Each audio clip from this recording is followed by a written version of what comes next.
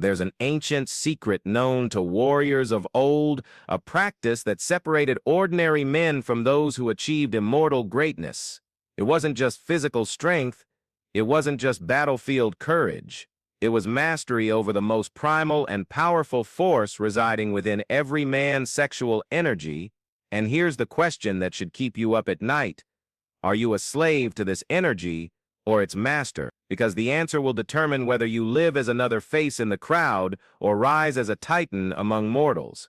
We live in an age where pleasure has become the supreme god, where instant gratification is sold as freedom, where impulse is mistaken for authenticity.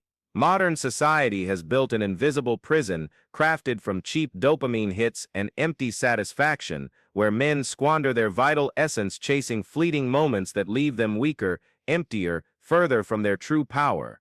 What they call sexual liberation is nothing more than disguised slavery, a sophisticated form of energetic castration that transforms warriors into zombies. But the ancients knew something we've completely lost. They understood that semen isn't just bodily fluid, it's the very quintessence of male life force, the alchemical substance carrying the potential to create life, to manifest realities, to transform the ordinary man into a force of nature. When you ejaculate, you're not just releasing reproductive cells, you're spilling your own essence, your creative energy, your magnetic force, your power of manifestation in the material world. Napoleon Hill, in his studies on the secrets of success, discovered something few dared to accept. All the great men of history, all the geniuses, all the leaders who shaped civilizations, practiced some form of sexual energy transmutation. They weren't ascetics who denied their nature. They were alchemists who understood that this energy, when conserved and directed, becomes the most powerful force for achieving any goal. Imagine your sexual energy as a mighty river.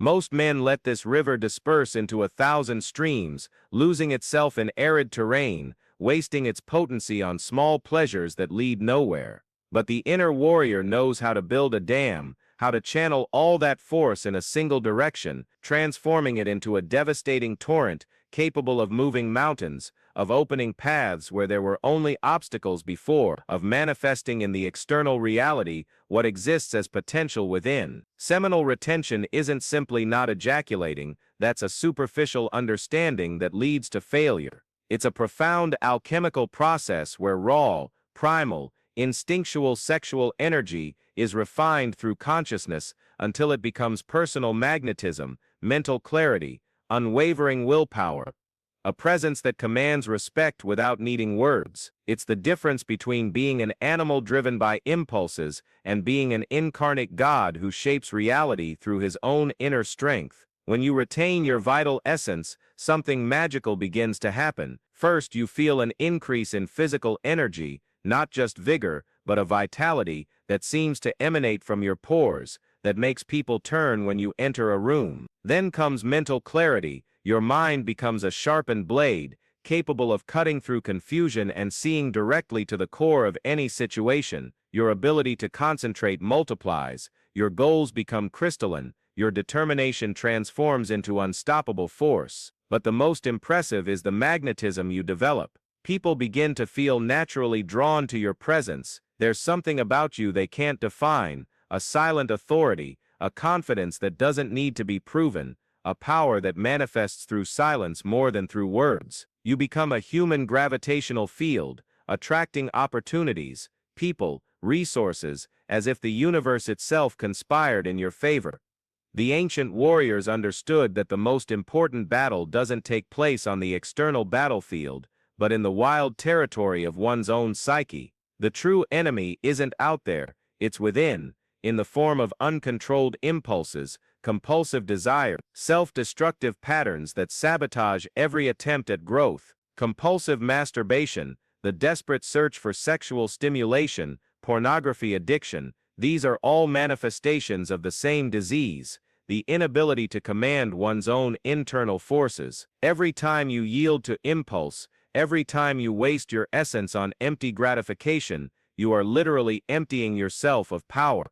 It's not moralism, it's not repression, it's pure physics. You're transferring your vital energy into the void, fueling fantasies that will never materialize, strengthening neural pathways that keep you prisoner of your own impulses. It's like trying to fill a leaky bucket. No matter how hard you strive to grow, to prosper, to realize your dreams, there will always be this constant leak draining your strength. Modern society has created an entire industry based on keeping men in this state of energetic slavery. Pornography isn't entertainment, it's a weapon of mass destruction aimed at your life force. Every image, every video, every visual stimulus is designed to hijack your primitive neural circuits, transform you into an addict seeking ever larger doses of stimulation to achieve the same effect. And while you consume this digital drug, your real energy, your true strength, your power of manifestation in the physical world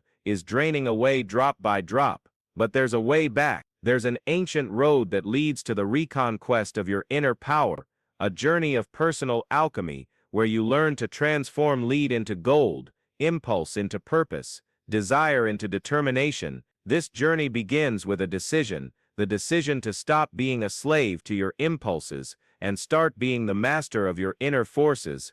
Step 1.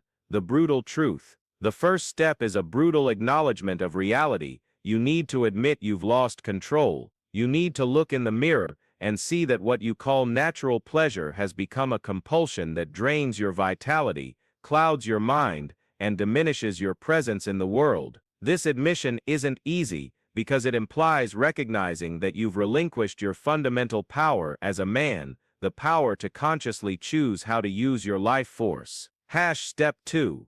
The sacred energy. The second step is understanding that sexual energy isn't something dirty that needs to be eliminated, but rather the most sacred force residing within your body. It's divine fire disguised as animal instinct. When you learn to honor this energy instead of squandering it, when you develop reverence for your own vital essence, everything changes. You cease to view semen as something disposable and come to understand it as the most precious substance your body produces. Step 3.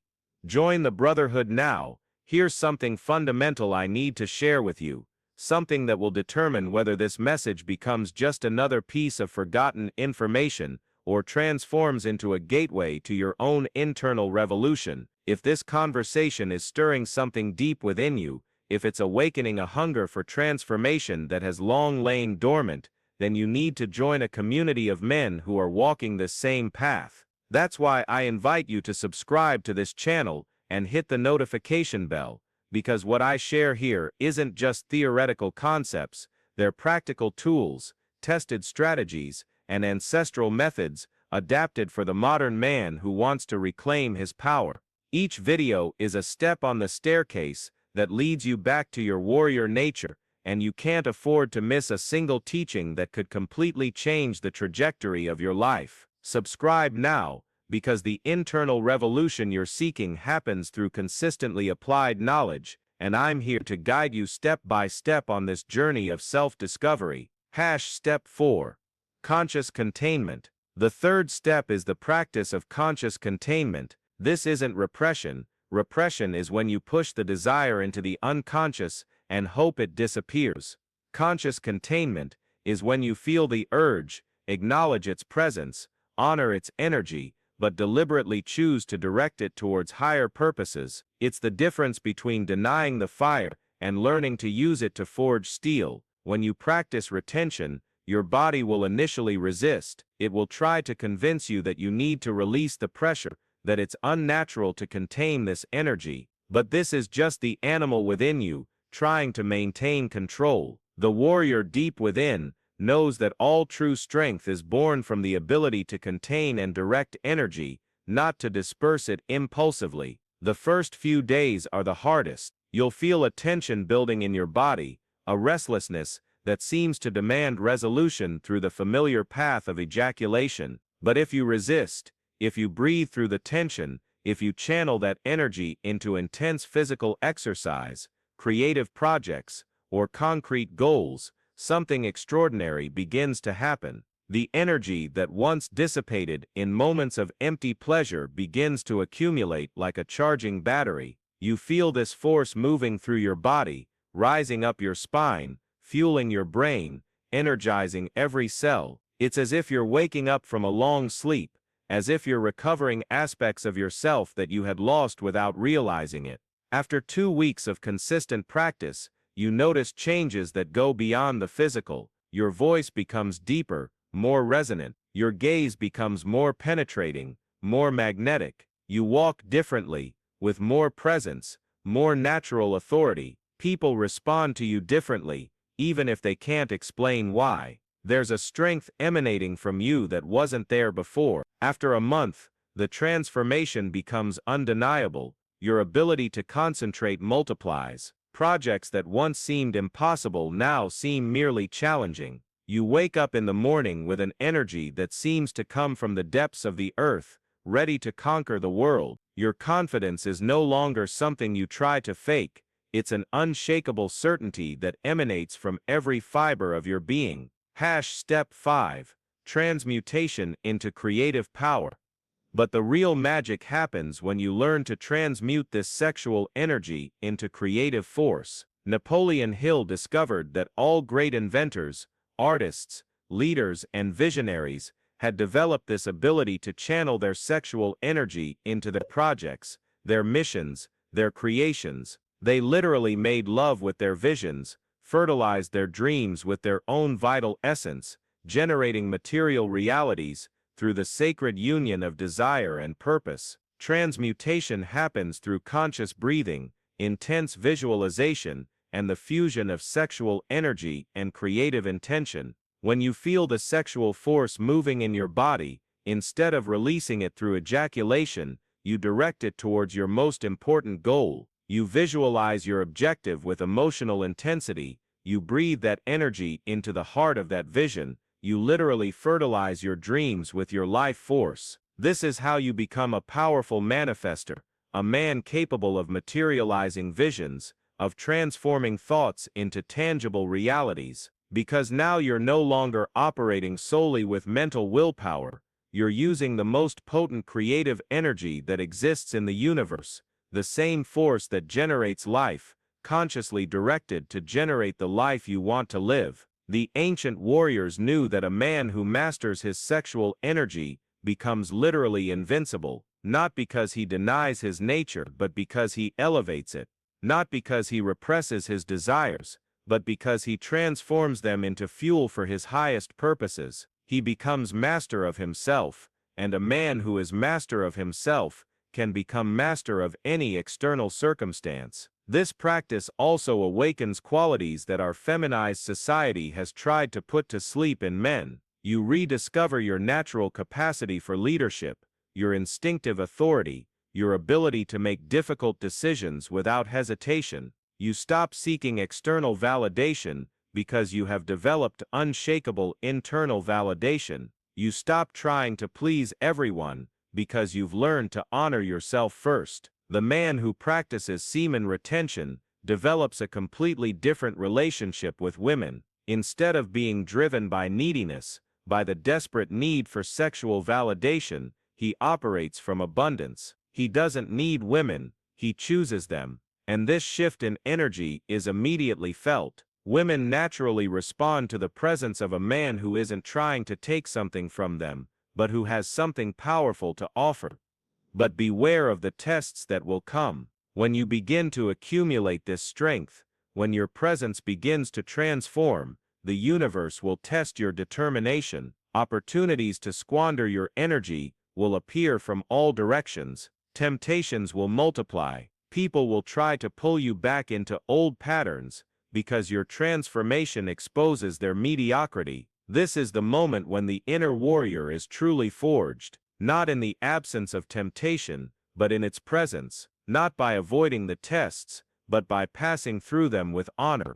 Every time you resist the urge to waste your energy, every time you choose the harder path of conscious restraint, you are literally rewriting your neural programming, rebuilding your willpower, developing psychological muscles that most men never even dreamed of possessing. The journey of sexual transmutation is also a journey of shadow integration. You will encounter aspects of yourself that you preferred to ignore, impulses you judged, desires you denied, patterns you pretended not to have. But the warrior doesn't run from his shadow, he confronts it, understands it, consciously integrates it, because only when you completely possess all aspects of yourself can you direct them towards higher purposes. You will discover that behind sexual compulsion there are always deep emotional wounds. Maybe it's a lack of love, maybe it's a fear of intimacy, maybe it's repressed anger, maybe it's a feeling of inadequacy